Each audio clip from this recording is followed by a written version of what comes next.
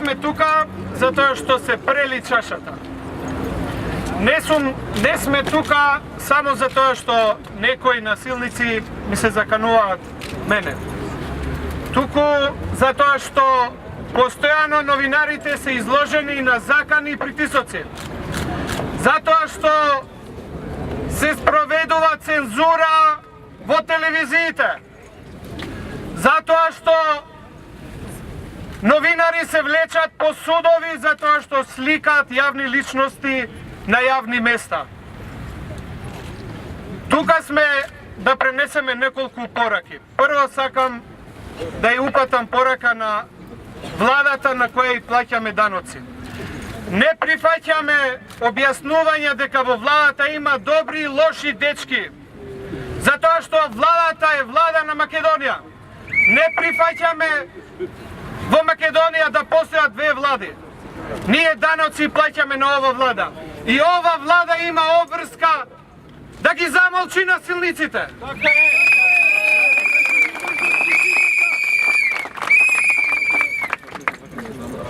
Не е време владата да пишува осуди и да повикува дека ги осудуваат насилството. Тоа не е доволно. Владата има обврски да ги замолчи насилниците. Иначе во спротивно ќе станат дел од таа приказна. Сакам да се обратам на македонските граѓани. Ако сега молчиме, ако јас бидам замолчен, ако моите колеги бидат замолчени, да знаете дека вие сте наред. Дека ќе дојдат утре по вас.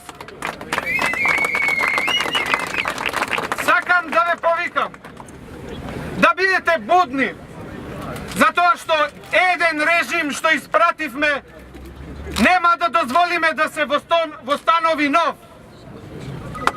Ако сега не реагираме, утре може да биде многу касно. Сакам да пратам порака до насилниците. Не им се плашам! Не му се плашев на Никола Груевски, кога неговите синеджи ми се заканува на моите деца, кога ми се заканува дека ќе ме апсат. Не им се плашам.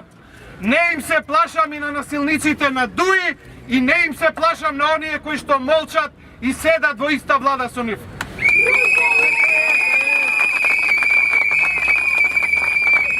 Сега е време кога треба да се направи разлика.